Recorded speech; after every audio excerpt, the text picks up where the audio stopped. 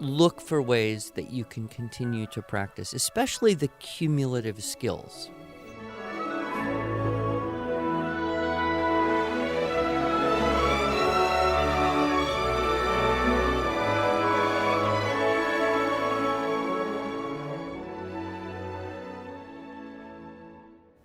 Hello, and welcome to the Arts of Language podcast with Andrew Pudewa, founder of the Institute for Excellence in Writing, or as many like to say, IEW.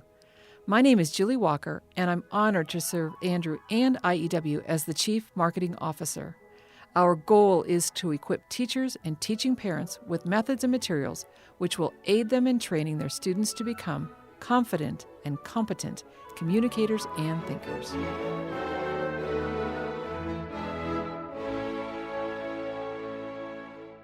So, Andrew, summer is approaching, which, of course, is super exciting for moms who now get to have their kids at home all day during the summer. Well, I believe you, but why is it so cold right here in the middle of May? That's my wife's question. Will summer ever come? But yeah, it's a different time for families. Yeah. And of course, our customer service team is getting questions from families, parents, teachers even, who are enrolled in a full-time school program. What can I do this summer to get my kids going with IEW? And so they do have a few recommendations, but of course, inquiring minds want to know what Andrew Pudewa has to say about what to do for summer school kids or after-school kids to just bolster their writing. Sure. Well, there's also your homeschool kids and your charter and hybrid school kids who, have this big chunk of time where they aren't on the same schedule they used to be on. Right. And, I always tease and say, we do this thing called summer, not for the benefit of students, but so that teachers will continue teaching. Right. It's probably one of the biggest perks, but it is kind of it's a dichotomy. It is not good for kids to just have 2.5, 3 months of not practicing the skills that they know, not maintaining the information that they've labored to learn. But at the same time, we like a different pace. So the first thing that I would say to everyone is don't stop writing just because May 13th has happened or whatever your cutoff date is. Look for ways that you can continue to practice, especially the cumulative skills. And those would include, in my mind, music, math, and language. Those are the things that if you start to forget stuff and get rusty, it's really hard to recover. I used to, when I was teaching music, I'd have parents say, oh, we just want to take a month off. I say, right there, that's the death knell. That's the beginning of the end, because you take a month off, you will lose some of the skill that you had. And when that month is over and you pick up that instrument or sit down at that piano, you'll be worse than you were. And that's demotivating. This is one of the most demotivating things that can happen. Same thing can happen with math. You get to the end of a school year, wherever you're at, you finally got it all sorted out, how to do long division or, multiplying and dividing fractions or whatever you were working on. And then you don't do any of that for 2 or 3 months, and you go look at the problems that you could do in May, and you don't remember. And that's a horrible feeling. And, the same thing happens with your writing momentum. I've said to you before on this podcast how surprised I am at how much kids forget between the end of one school year and the beginning of the next. It's true. You tease about evaporation. Evaporation. Facts, okay. Names, dates, information stuff, vocabulary, that can be rebuilt, and it's not it's not mission critical the way skills are in terms of being cumulative. So what you just said, it's we have this thing, it's like riding a bike. You never forget how once you learn. But that's not entirely true in this case, is it? Riding a bike is different. You start, and then you learn, and then you pretty much know. And it's a brain function that operates almost in the subconscious And I suppose if you took a really long 10 years and never touched a bicycle, you'd be a little unsure getting back on. Mm-hmm. But I don't see that playing a musical instrument is at all like that. Mm-hmm. Now, I'm sure there are levels of bike riding that a Tour de France person could explain to us, and we'd be in awe of the complexity of the thing. But, for normal people, you either ride a bike or you don't. Secret life of Julie Walker. Actually, when I was in high school, I used to race bikes on a velodrome. Oh, so there are all sorts of honing tips you would get. Yes, staying on that line and not deviating from it, that is a skill. That is a skill. That I can no longer do. Right, and that would be one where maintaining practice would be critical. So now with writing, you feel like you want to break from school, right? So shift over and say, okay, what's fun? What's fascinating? What's interesting? What is different than what we've been doing? What was our favorite thing that we did during the school year? And can we take that and make it more of a project thing rather than an assignment thing? I suppose someone could call us up and say, I don't want to have to figure out anything. I just want some videos. Well, and that is... You got 12 weeks, do half of the SSS course. And I don't know if we should talk about this right now or save it to the end of the podcast, which makes it sound like more of a commercial, because people are calling to ask, what can I use from your menu that can help my children over the summer, rather than just reinforcing what they've already been doing over the school year without using a set curriculum? Well, it depends how much they want to get involved in designing these projects. I mean, ideally, everyone would have done the teaching, writing, structure, and style course. Right. They would have the vision on how to find source texts and create assignments and be creative in that way. Insert plug for our teaching, writing, structure, and style summer adventure for Right. teachers and parents to, if you haven't already gone through our program, this is a great opportunity to do it in community with Andrew, and then Nathan is going to be joining you this year on this great adventure. The Facebook Live thing. Yes, Yeah. exactly. And this is for, link in the show notes Yeah. for more information about that. We even Sure. have a little contest going every week on that. And I think that would be great, especially for people who would like to do writing stuff with their kids over the summer, and they could kind of pick and choose from the units and the ideas that would be most interesting, Right. the least like writing an essay, although writing essays can be fun. Yes. But, looking at some broad categories. First of all, you have what is the thing you're going to do more of in the summer that you do less of when you're busier during the school year? For some kids, that may be working outside with plants or animals in a family context. For other kids, it may be I'll have more time to practice the thing I really like, gymnastics, art, drawing or painting. What else might kids get into? A summer sport, right? Swimming, hanging out at the beach. It depends, obviously. Summer job. Make some money to save up for fill in the blank. Yeah, sure. So if that's the thing that you're interested in spending your time on, that would be the thing that would be worth learning more about. So if you're really a beach bum, maybe you can learn more about beach-related things and look into learning and writing about tides and how those work, or different, animals in different parts of the world and beaches, or projects to clean up beach. So if you kind of just say, okay, the big thing I like to do is hang out at the beach. Let's learn more about beaches. Then there's all sorts of little pathways that you can go, and that's true for really anything that you might be interested in. And so, looking at our units, Unit 1 and 2, any source text on anything, as long as it's pretty short and relatively easy to read, will work. Unit 3, there's stories connected with almost everything. So, if you like to hang out at the beach, why not write a very short summary or retelling of the movie Jaws? The plot's simple enough, or maybe not. I was going to say, maybe your students, like mine, never watched the movie Jaws just because we lived very close to the beach, and I didn't like the idea of sharks being out there. But, there's stories connected with almost anything, and sometimes even true things. can be stories. Sure. And Unit 3. Unit 4 is perfect. Go say, I want to learn something about anything, and then go find any source text. It doesn't have to be mechanically contrived to be convenient like you do in Unit 2.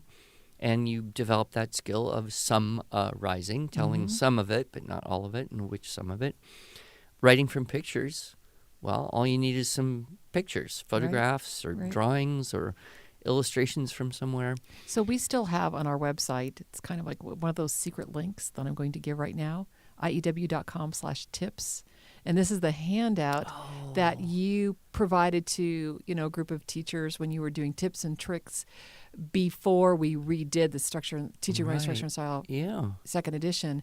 But you had a student, talk about their Unit 5 assignment that was in the tips and tricks handout. The kids who took the trip? Yeah, so that was actually the next thing I was going to mention, is that oftentimes people have opportunity to travel over the summer. Right, of course. And I think any of us who've taken trips appreciate the memories that we can facilitate by recording bits of that trip.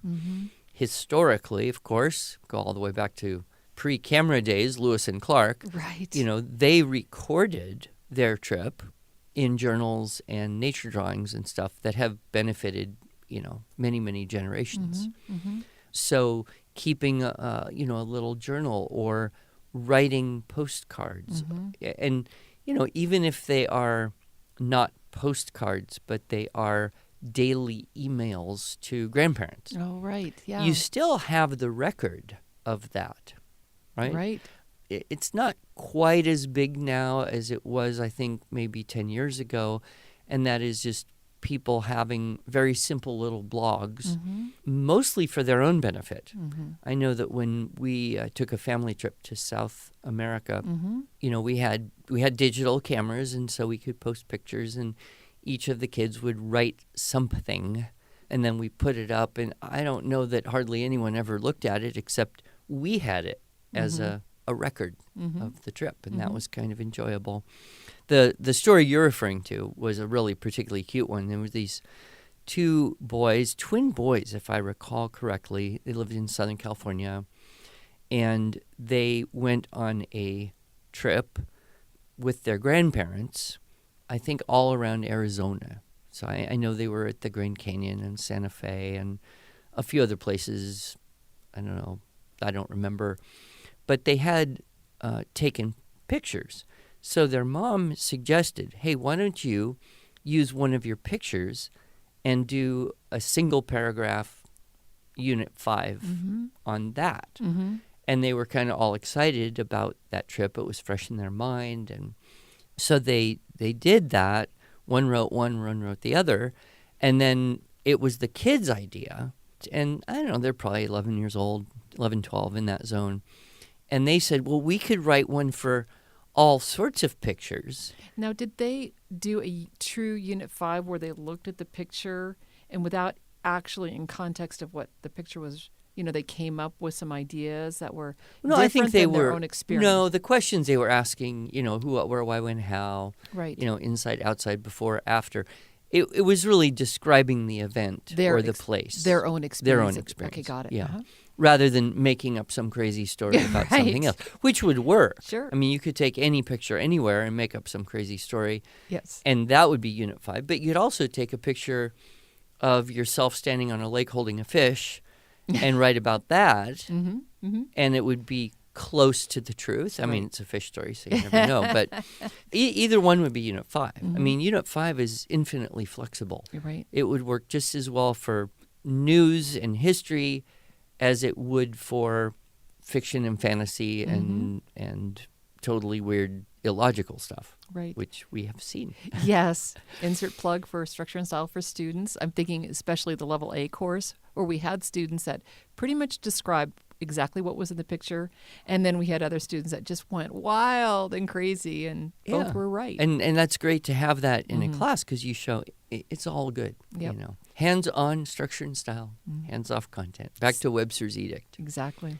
But so anyway, these two boys ended up just cranking out these paragraphs working together, and I think they had over 50 of them. And then they put them in a bound book and gave it to the grandparents for a gift. Which is awesome. I Which, love that. yeah, isn't that beautiful? And, obviously they weren't super reluctant writer types. My impression is that they had been doing IW approach for several years. Right.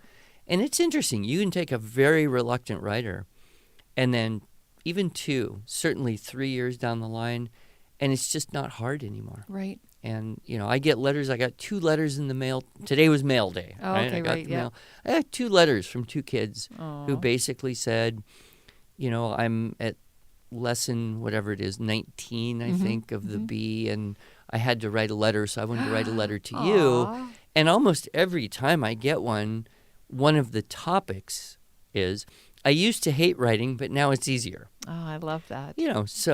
So I think, everyone can get there, I should but warn it isn't like magic. our listeners that if you have children that want to send a letter to Mr. Pudewa, you are, of course, welcome to. Our address is on our website. He does get and read every letter, but it might also mean that those letters show up somewhere in our marketing materials. Well, yeah. So travel, I think, is a really great thing to say. Well, let's not just travel, but let's write. Let's document in one form or another. Like I said, Right. whether it's emails, postcards, letters, a blog, a photo journal combined with combined with text, that kind of thing. Another area that I think kids can look for, and you don't know about the timing on this, but contests. Writing contests. Right, writing Yep. contests, story contests, poetry contests.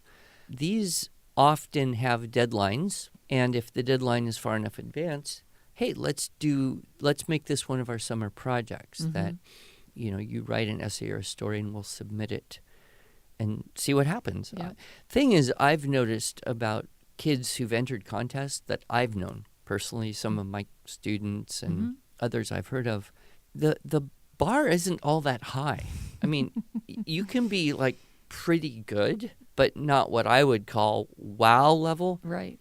and still get first or second or third or honorable mention in a contest. Right. I'm not guaranteeing that would happen, Right. but it's not that hard. And what I've noticed is that you get way more effort out of a student if there's an external competition going on Yep. than you ever would by saying, I want you to do your best on this. Yep.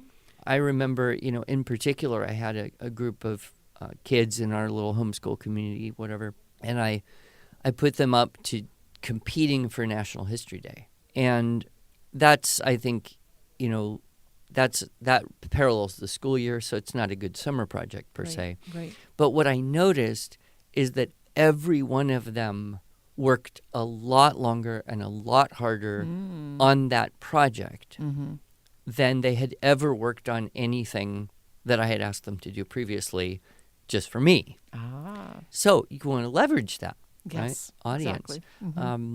And that may extend out to public speaking or speech contests Right. or poetry recitation contests. So, doing some searching. Some are local, some are national. And so that might be something that would be not the normal school year cranking through a textbook or a workbook or a Sure. theme-based book Yep. or 24 videos or whatever you're doing. But I think you could also use our video and just get started.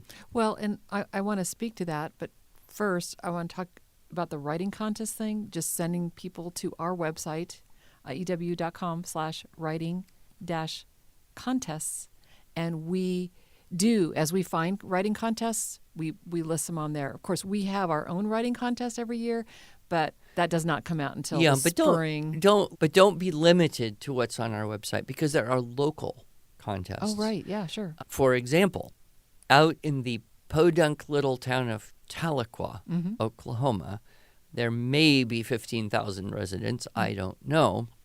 Its claim to fame is, of course, it's mentioned in the book Where the Red Fern Grows and Summer of the Monkeys by Wilson Rawls. But nevertheless, the city library had a story contest. And one of my students entered in and won $50 Nice. with something she had already written. So Nice. she didn't have to actually do any more work. Nice. And that's just one example of a very small community with a very small library that had the intelligence, would I say, Yeah. the vision of the value of offering that to the community. Right. Right. And, even schools themselves can host contests. Right. Right. And you know how schools do a summer readathon? Yeah. Yeah, I was let's thinking all about that. read, Yeah. 30 books this summer or whatever their goal is. Mhm. Why not have a over the summer writing contest? Right. Yeah, I like that idea Yeah. a lot. Great idea. So you started to mention some ideas for actually using some of our materials over the summer. Can I just jump in and maybe you can comment on some of my thoughts on Sure. this? Well, you tell the customer service people how to answer those questions. Well, or they tell me. Very sharp group of people there. Fix It Grammar is a good one. Just because it's fun, it's easy, it's only 15 minutes a day. You won't get through the whole book over the summer, but it's kind of keeping things fresh.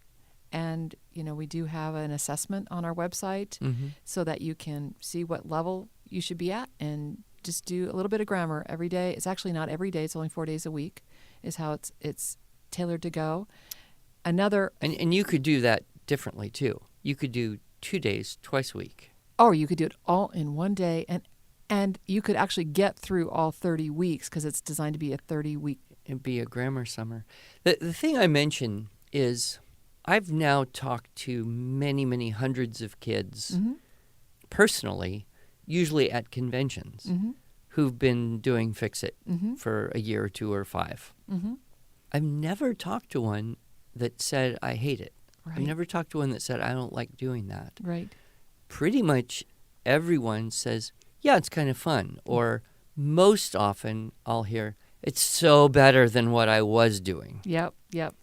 So a parent might be hesitant to Right. kind of say, Grammar. okay, kids, during summer vacation, we're going to do special grammar. Yeah.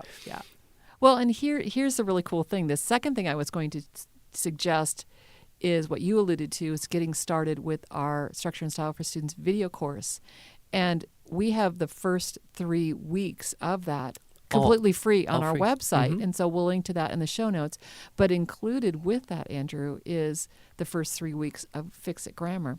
So everyone can try both Try and see it if they for like free. Yeah. either or both. Yeah, and of course, it's not a huge commitment to decide to buy Fix It because it's, reasonably priced, we think. So Structure and Style for Students is a full year course with video and lots of great handouts. So it's a great way to get started. And that may be your summer writing program. And then if you want to continue that, even an after-school student could stretch it out over a little bit longer. If you did, say, half of it during the summer, 12 weeks, and then you did it at 1/3 or 1/4 the speed for the rest of the year.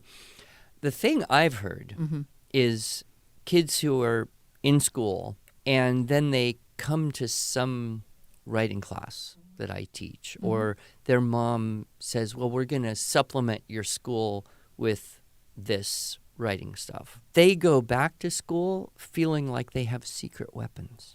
It's true. Because now they know stuff that no one else in their class knows, and they can use that stuff. And of course, the teacher doesn't know that the kid learned it somewhere else.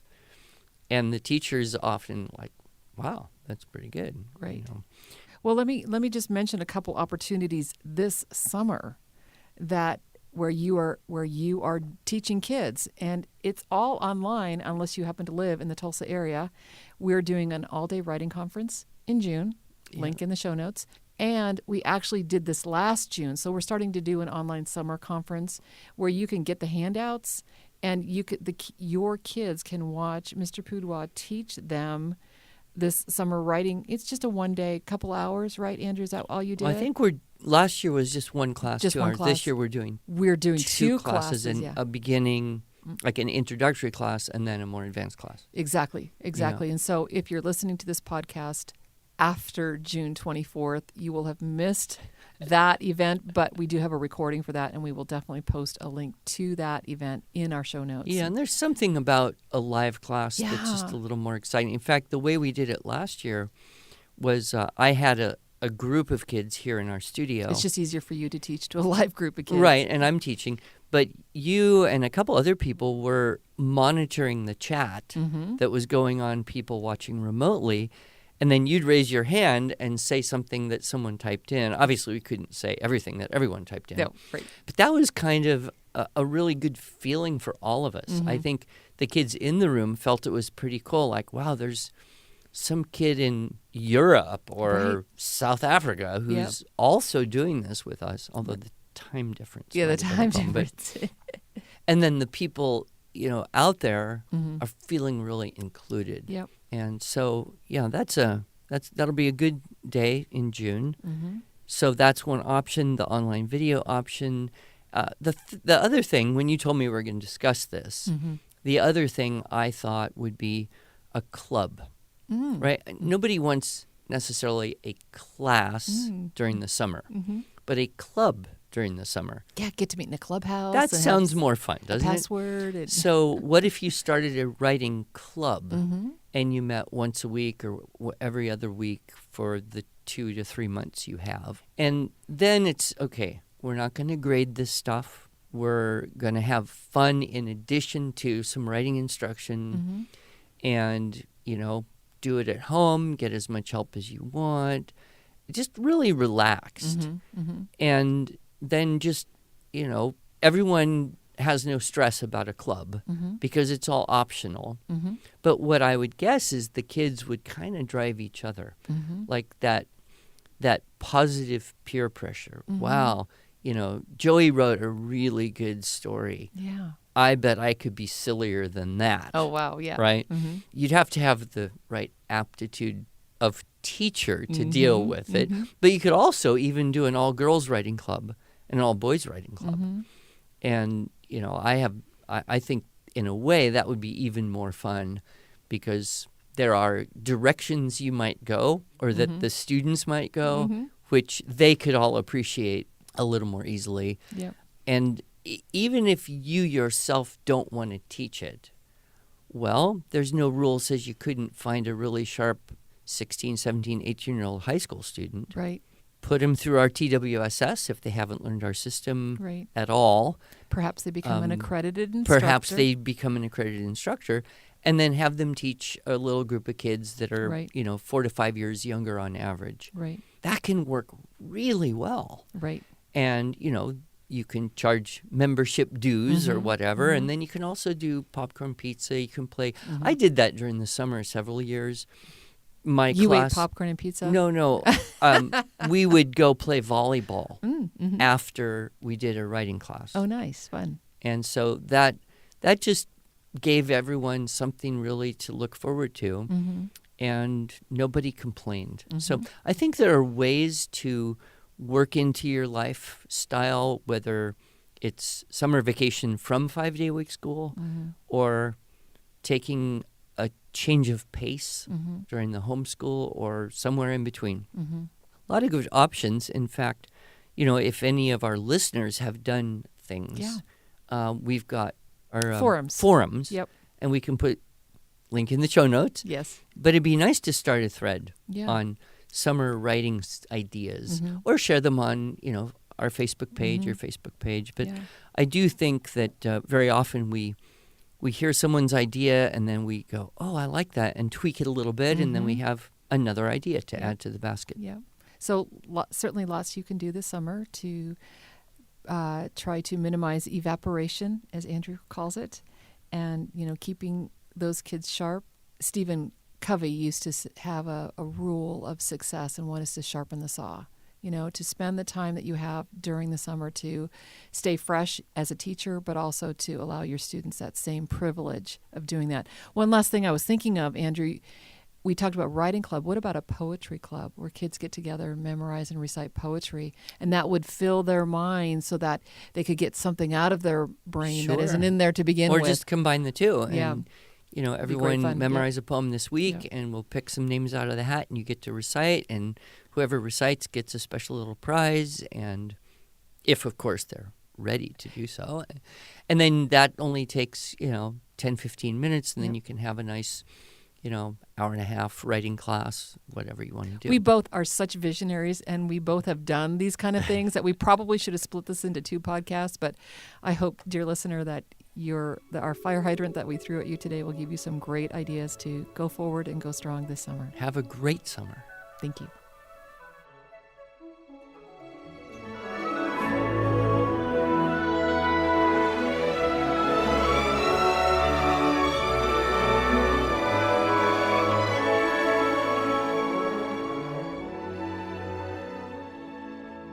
Thanks so much for joining us. If you enjoyed this episode and want to hear more, you can subscribe to this podcast in iTunes, Google Play, or Stitcher, or just visit us each week at iew.com/podcast. Until then, on behalf of Andrew Pudewa and the team at IEW, I thank you for allowing us to partner with you on your journey toward better listening, speaking, reading, writing, and thinking.